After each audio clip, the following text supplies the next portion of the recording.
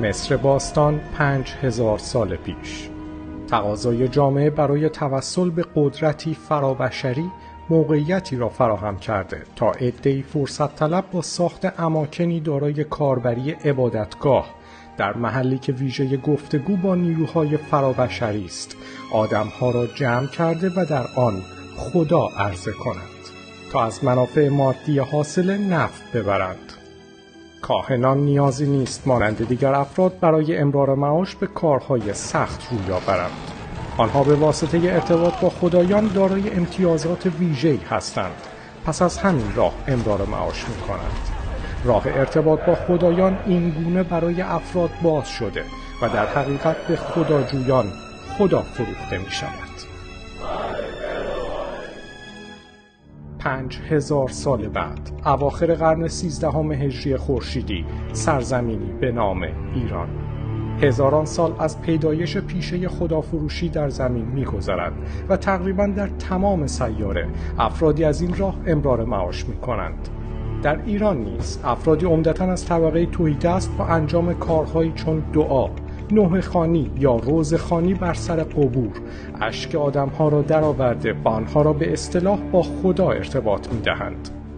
دستمزد این اتصال لقمه نانی است که برای ادامه زندگی به خانه می‌برند. مردم آنها را آخوند یا ملا می‌نامند. این افراد تمایلی به کارهای سخت در زندگی نداشته و با ایجاد اتصال میان ساکنان جامعه و موجودی فرابشری که قابل دیدن نیست و آن را خدا می‌نامند، امرار معاش می‌کنند. محل اصلی کسب آخوند قبر آدم‌ها و اماکنی چون مسجد و یا قبر امام و امامزاده است. قبرهایی که ادعا می‌کنند مقدس هستند.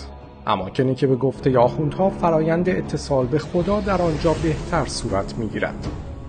اگرچه ساکنان جامعه کمابیش این متاع نامرئی را از آخوند خریداری می‌کنند، اما پادزهر پیشه خدافروشی گسترش سواد و آگاهی در جامعه است. اصول نخستین این پیشه ابتدا تحمیق جامعه و سپس تقلید از آخوندهاست. از این رو دو ضربه مهلک به این پیشه سودآور در جامعه وارد می‌گردد. ضربه نخست پیروزی نهضت مشروطه ایران در مرداد 1285 است که راه را برای جامعه‌ای مترقی، قانونمند و بی‌نیاز به تقلید از مقلدان خدافروش باز می‌کند. و ضربه دوم در آذر 1304 زمانی روی می‌دهد که رضاخان میرپنج به عنوان پادشاه ایران در رأس امور کشور قرار گرفته و کسب و کار خدافروشان را با تهدید جدی مواجه می‌کند. رضا شاه بنیانگذار سلسله پهلوی با تأسیس نهادهای مدرن چهره کشور را دگرگون می‌کند.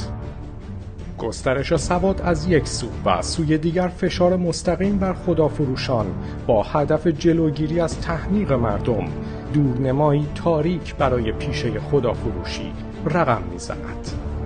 آخوندها که تا پیش از این نیز اغلب افراد متمولی نبودند، اکنون بیش از هر زمان دیگری در معرض انقراض حتمی قرار می‌گیرند. حتی عموم جامعه آنان را به روزخوان‌هایی که 10 شاهی سنار کاسبی می‌کنند می‌شناسند.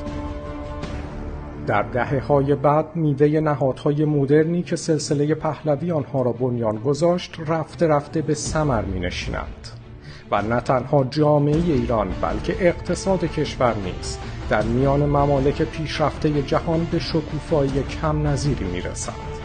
اما همچنان خطر در کمین است و عقاید فرقه خدافروش به طور سنتی در خانواده‌های ایرانی نفوذ نمیده.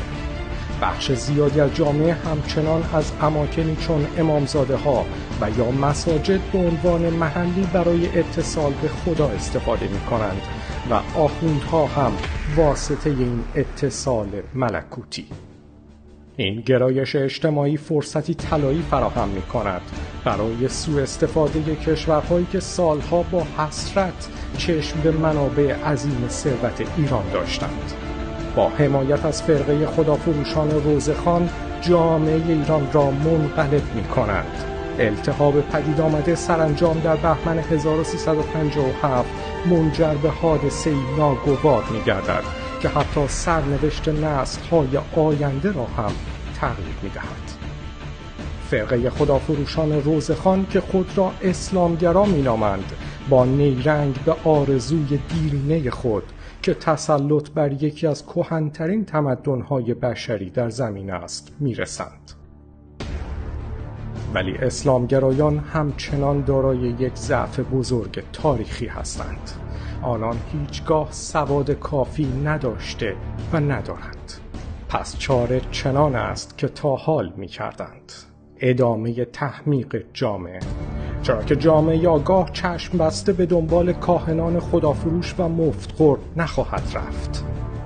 علاوه بر پالایش اجتماعی از راه تبلیغ سیستماتیک باورهای مضر اسلامگرایانه، روش‌های دیگری هم لازم است تا ذهن‌های بیشتری در جامعه ناآگاه بمانند. یکی از مهمترین روش‌ها ازدیاد اماکنی بود که در قالب قبرهای مقدس کمک مؤثری می‌کردند تا حتی در نقاط دور افتاده و کوره راه‌ها ذهن افراد کم‌آگاه آلوده شده تا به مریدان چشم بسته خدافروشان تبدیل شوند. تنها در زمانی کوتاه تعداد قبرهای منتسب به امامزادگان رشدی تصاعدی پیدا کرده و چندین برابر می‌شود. این قبرها به طور مستقیم از راه جمع‌آوری نزورات و غیر مستقیم با کمک مؤثر به عقب ماندگی ذهنی جامعه شرایط را برای کسب منفعت مادی خدافروشان مهیا می‌کنند.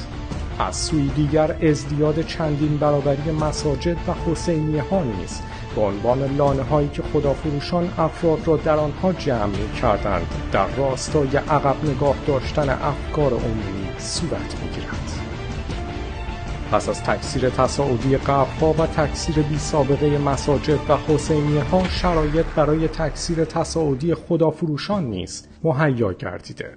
فرقه روزخوانان اسلامگرا با دسترسی به منابع هنگفت ثروت ایران، محل‌هایی را جهت پرورش آخوندهای نو برپا می‌کنند. بدین ترتیب همزمان با رشد معابد، کاهنان جدید نیز پرورش می‌یابند تا هرچه بیشتر جامعه را در ناآگاهی نگاه داشته و شرایط برای تغذیه بیکار و کاسبی آنها فراهم شود.